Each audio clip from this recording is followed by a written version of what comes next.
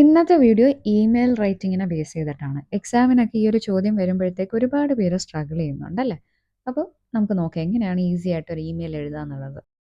First നിങ്ങൾ അറിയേണ്ടത് ഇമെയിലിൻ്റെ parts ആണ്. ടു അഡ്രസ്സ് ഉണ്ടാവണം, ഫ്രം അഡ്രസ്സ് ഉണ്ടാവണം. അതേപോലെ ഒരു സബ്ജക്റ്റ് ലൈൻ ഭയങ്കര ഇമ്പോർട്ടൻ്റ് ആണ്. വാരി വലിച്ചൊന്നും എഴുതേണ്ട, ഷോർട്ട് ആൻഡ് ക്ലിയർ ആയിരിക്കണം. പിന്നെ ഇമ്പോർട്ടൻ്റ് ആയിട്ടുള്ള ഭാഗമാണ് salutation. Dear sir or madam എന്ന് പറഞ്ഞിട്ട് തുടങ്ങുക. കാരണം ആണിനാണോ പെണ്ണിനാണോ നമ്മൾ മെയിൽ അയക്കുന്നതെന്ന് അറിയില്ലല്ലോ. So dear sir or madam എന്ന് പറഞ്ഞ് തുടങ്ങുക. അതിനുശേഷം മെയിൻ കോണ്ടന്റ് എഴുതുക. മെയിൻ കോണ്ടന്റ് തന്നെ ഇൻട്രോ, ബോഡി, കൺക്ലൂഷൻ എന്നീ പറയുന്ന 3 ഭാഗങ്ങളായിട്ട് ഡിവൈഡ് ചെയ്യുന്നുണ്ട് കേട്ടോ.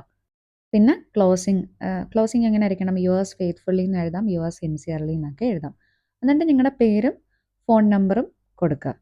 2 തരത്തിലുള്ള ഇമെയിൽസ് ഉണ്ട്. അത് പറയാൻ വിട്ടുപോയതാണ്.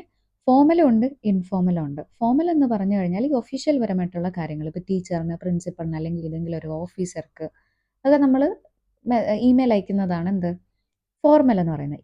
ഇൻഫോർമൽ എന്ന് പറഞ്ഞു കഴിഞ്ഞാൽ കൂട്ടുകാർക്കോ റിലേറ്റീവിനോ അച്ഛനോ അമ്മയ്ക്കോ ഒക്കെ അയക്കുന്നതാണ് ഇൻഫോർമൽ എന്ന് പറയുന്നത്. ഇതിൻ്റെ ഫോർമാറ്റിൽ അപ്പോൾ ചെറിയ വ്യത്യാസങ്ങളൊക്കെ വരും കേട്ടോ, ഫോർമലിനും ഇൻഫോർമലിനും. ഫോർമൽ മെയിൽ ആകുമ്പോഴത്തേക്ക് ഇപ്പം ഒരു പ്രിൻസിപ്പളിന് നമ്മളൊരു ലെറ്റർ എഴുതാണെന്ന് വിചാരിച്ചോ. സയൻസ് എക്സിബിഷൻ കണ്ടക്ട് ചെയ്യാനുള്ള ഒരു പെർമിഷൻ ലെറ്ററാണ്.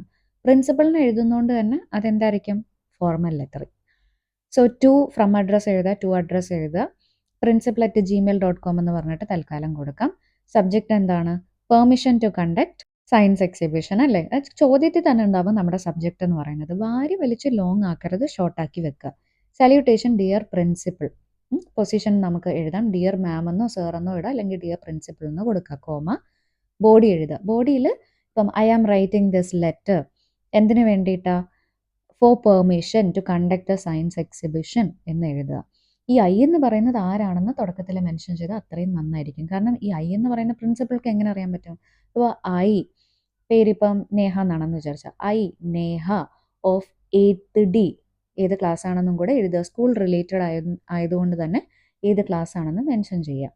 ഇതിന് വേണ്ടിയിട്ടാണ് എഴുതുന്നത്, എന്തൊക്കെയാണ് പേർപ്പസ് എന്നുള്ള ബോഡിയിൽ ഒരു 2-3 സെൻറ്റൻസ് എഴുതുക. എന്നിട്ട് കൺക്ലൂഡ് ചെയ്യുക. അപ്പോൾ കൺക്ലൂഡ് ചെയ്യേണ്ട sentence I hope you would grant the permission എന്നുള്ള രീതിയിൽ കൺക്ലൂഡ് ചെയ്യുക. കൺക്ലൂഡ് ചെയ്യാന്ന് പറഞ്ഞു കഴിഞ്ഞാൽ അവസാനിപ്പിക്കുക. എൻ്റെ ലാസ്റ്റ് എന്താണ്? നമ്മൾ അവസാനിപ്പിക്കുന്ന ക്ലോസിങ് അല്ലേ? യു ആർ സിൻസിയർലി, നിങ്ങളുടെ ഫുൾ നെയിം എഴുതുക, എന്നിട്ട് ഉപ്പ് ഇടുക. നിങ്ങളുടെ ഫുൾ നെയിം, ഉപ്പ്, സിൻസിയർലി അല്ലെങ്കിൽ ഫെയ്ത്ത്ഫുള്ളി എഴുതാം കേട്ടോ. ഇൻഫോർമൽ ലെറ്റർ എന്ന് പറയുമ്പോഴത്തേക്ക് നമുക്ക് കൂട്ടുകാർക്കോ അച്ഛനോ അമ്മയ്ക്കോ അല്ലെങ്കിൽ കസിൻസിനോ ഒക്കെ എഴുതുന്ന ലെറ്ററിനെയാണ് ഇൻഫോർമൽ ലെറ്റർ എന്ന് പറയുന്നത്. friend@gmail.com.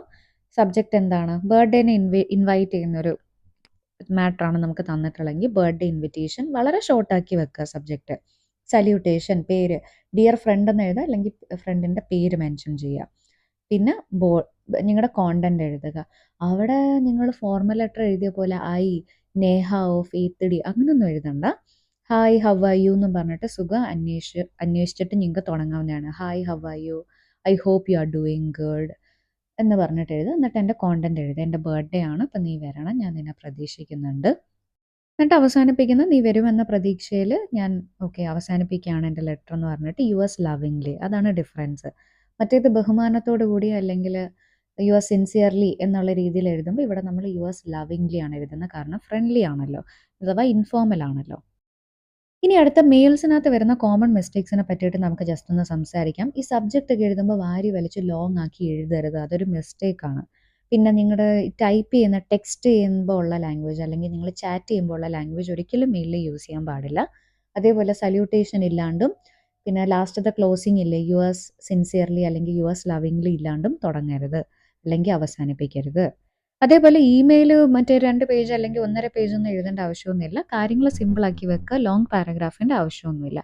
എന്താണോ നിങ്ങൾക്ക് ചോദ്യം തന്നിട്ടുള്ളത് ആ ചോദ്യത്തിനെ ബേസ് ചെയ്തിട്ടുള്ള കാര്യങ്ങൾ ചെയ്യുക. Keep it simple, short and also clear. ഇനി ഞാൻ നിങ്ങൾക്കൊരു പ്രാക്ടീസ് ടിപ്പ് തരുന്നുണ്ട്. നിങ്ങളുടെ ഇംഗ്ലീഷ് ടീച്ചർക്ക് നിങ്ങളൊരു മെയിൽ അയക്കുക. കാരണം നിങ്ങൾ ഇന്നലെ ക്ലാസ് മിസ് ചെയ്തു. അപ്പോളജൈസ് എന്ന് പറയുമ്പോഴത്തേക്ക് ക്ഷമ ചോദിക്കുക, സോറി ചോദിക്കുക. കാരണം എന്താണ്? ഇന്നലത്തെ ക്ലാസ് മിസ് ചെയ്തു. ഇംഗ്ലീഷ് മിസ്സിന് ആയതുകൊണ്ട് തന്നെ ഇത് എന്ത് ലെറ്റർ ആയിരിക്കും? ഫോർമൽ ലെറ്റർ ആയിരിക്കും, ഇൻഫോർമൽ ലെറ്റർ ആയിരിക്കുമോ? ഇത് ഫോർമൽ ലെറ്റർ ആണ് കേട്ടോ. ടീച്ചർക്കല്ലേ നിങ്ങൾ അയക്കുന്നത്. ഒരു ഇമ്പോർട്ടൻ്റ് ആയിട്ടുള്ള ടിപ്പ് എന്ന് പറയുന്നത് ഡെയിലി ഓരോ ഇമെയിൽ വെച്ച് നിങ്ങൾക്ക് എഴുതി കഴിഞ്ഞാൽ നിങ്ങൾക്ക് ഏകദേശം ഇതിൻ്റെ ഒരു ഒരു ട്രിക്ക് പിടികിട്ടും. എങ്ങനെ ഒരു ഇമെയിൽ എഴുതണം, ലാംഗ്വേജ് എല്ലാം ഏകദേശം ഒരു ഐഡിയ കിട്ടും, സെൻറ്റൻസസ് ഒക്കെ ആണെങ്കിലും. സോ നമുക്ക് ഓരോ ദിവസം ഓരോ ഇമെയിലായിട്ട് ട്രൈ ചെയ്യാം കേട്ടോ.